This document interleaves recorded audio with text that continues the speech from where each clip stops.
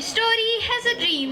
And every dream begins with one heartbeat full of hope. Yes, today we share the story of a dreamer, a man who turned challenges into opportunities. A man who proves that one person's determination can light the lamp of knowledge for an entire generation. He belongs to a humble village of Gulalta, where the roads were dusty but hearts were pure, where resources were few but dreams were endless. In those narrow lands, a young boy once dreamed, not just for himself, but for every child around him. He looked around and saw children who wanted to study but had no school nearby. He saw talent but no platform. He saw curiosity but no guidance. He dreamed of a day when no child would be left behind, when learning would not be a privilege but a right. He made a promise to himself, a promise to bring education to every child of Mewat. With courage in his heart and faith in his mission, 25 years ago, he planted a seed called education. And to plant this seed, he invested his entire savings after the retirement. A small beginning yet with a big purpose. There were storms of struggle, there were clouds of doubt, but he stood tall because his roots were deep in determination and his soul was full of devotion.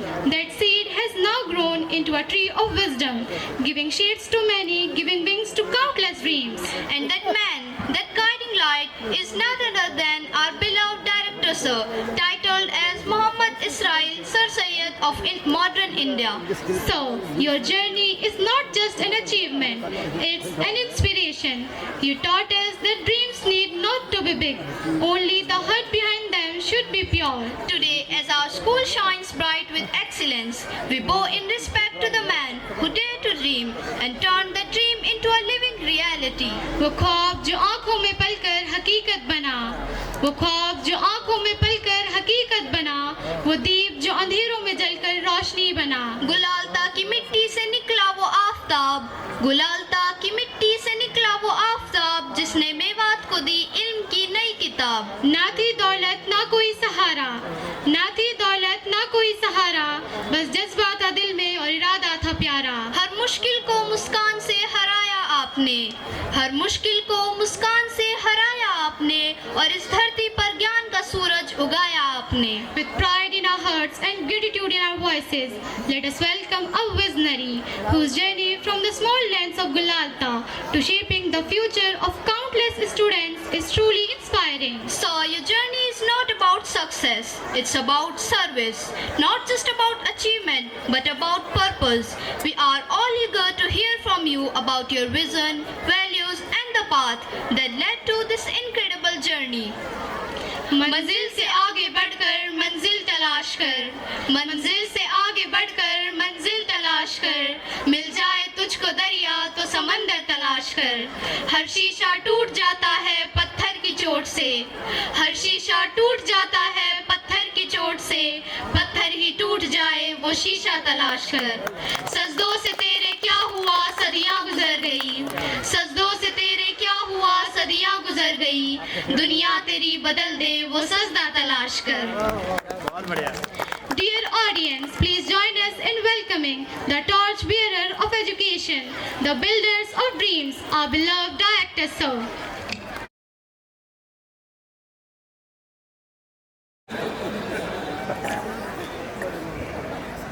काबिल सद एहतराम शील मधु साहब,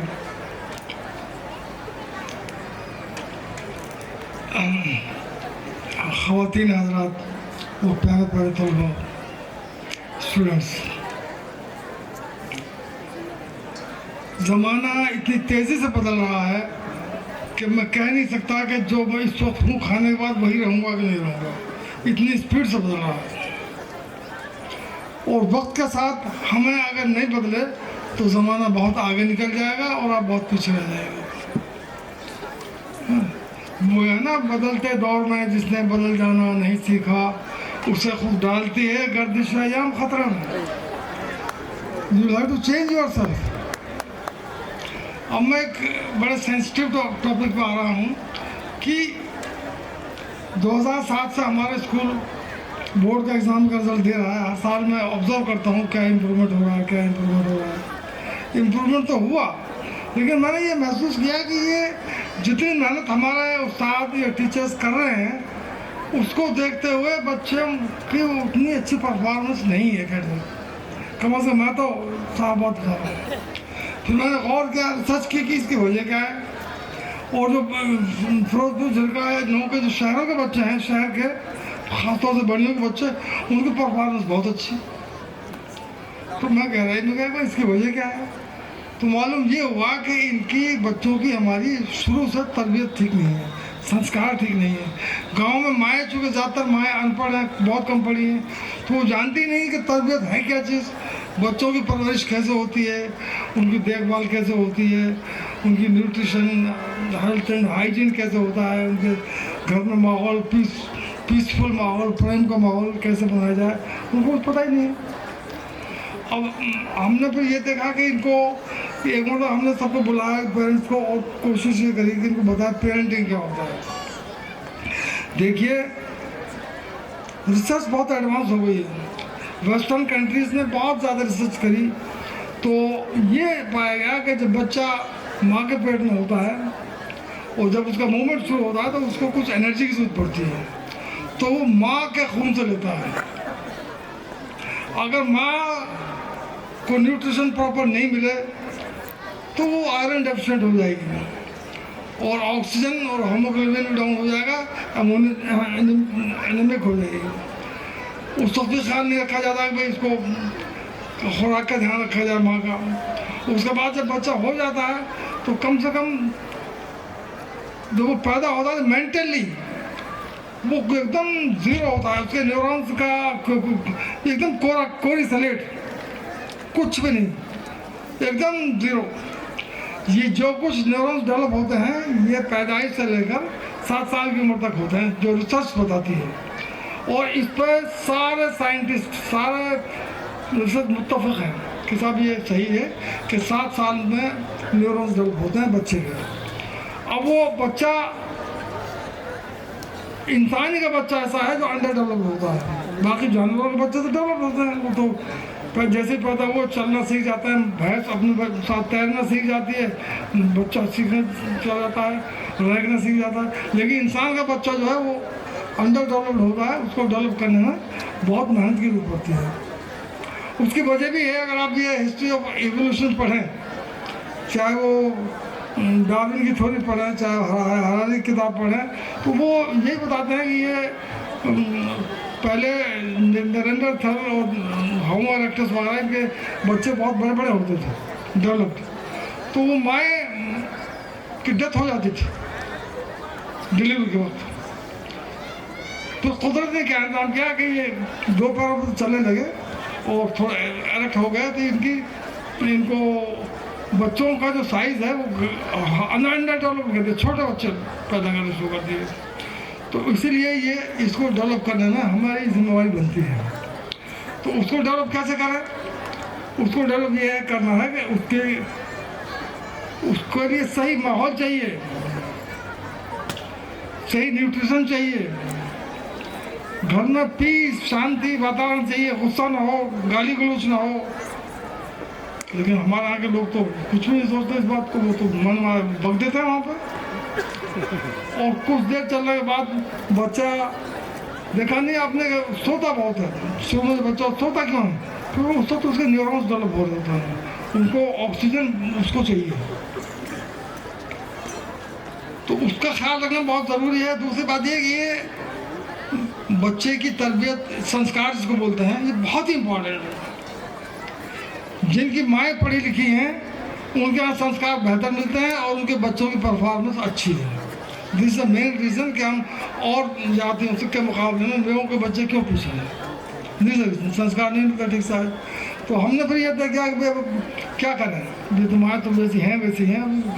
फिर ये सोचा कि जितने पेरेंट्स थे इनकी पेरेंटिंग स्कूल खोला जाए, मंथली या फोर्टनाइटली 1-2-3 घंटे का, इनको बताया जाए कि पेरेंटिंग कैसे किस हुआ है और उसको साइंटिफिक ढंग से कैसे उसको किया जाए। तो वो हमने सोचा है, उसके लिए एक्सपर्ट्स को बुलाएंगे, बाहर से भी गेस्ट फैकल्टी के लोग आएंगे और कोशिश ये करेंगे कि धीरे धीरे, क्योंकि अगर ये अब तुम तो जो नहीं पढ़ पाए ये तो चलो ठीक है, लेकिन अगर ये तुम्हारी ये जनरेशन भी ठीक से नहीं पढ़ पाई तो नेक्स्ट जनरेशन बर्बाद हो जाएगी तुम्हारी। और अगर ये जनरेशन ठीक होगी तो उनकी जो नेक्स्ट जनरेशन होगी वो एक्सीलेंट होगी, ये पक्की बात है। अब भी जो हमने हमारे जो बच्चे पढ़े हैं, इनके जो बच्चे होंगे वो एक्सेल करेंगे। तो मेरा मतलब ये था कि इस पर बच्चों पर ध्यान दिया जाए, उनकी खुराक पर, उनके खेल पर, उनके माहौल पर, उनके रहन सहन पर, कपड़ों पर, लत्तों पर, मैनर्स, एटिकेट्स, संस्कार जो भी है उनको दिए जाए ढंग से, और उसका एक प्रॉपर कोर्स है वो किया जाए। और घर में जो हमारे यहाँ के लोग अड्डों पर गिल्ला का पोड़ और ग़ीबत में टाइम बर्बाद कर देते हैं, कोई चाय पी रहे, बीड़ी पी रहे, सिगरेट पी रहे और गुटखा खा रहे हैं और जाने क्या क्या कर रहे हैं। टाइम फजूल की चीज़ों में ज़्यादा खर्च हो रहा है। जो काम की चीज़ है कि अपने कम से कम अपने बच्चों को संभालो यार, इनको ठीक कर दो तो इनकी अगली जनरेशन बहुत अच्छी होगी, ये मैं गारंटी दे रहा हूँ। इन बच्चों को ठीक कर दीजिए तो इन बच्चों से जो अगली जनरेशन होगी वो डेफिनेटली फार बेटर होगी। तो इसके लिए अच्छा संस्कार देना बहुत ज़रूरी है।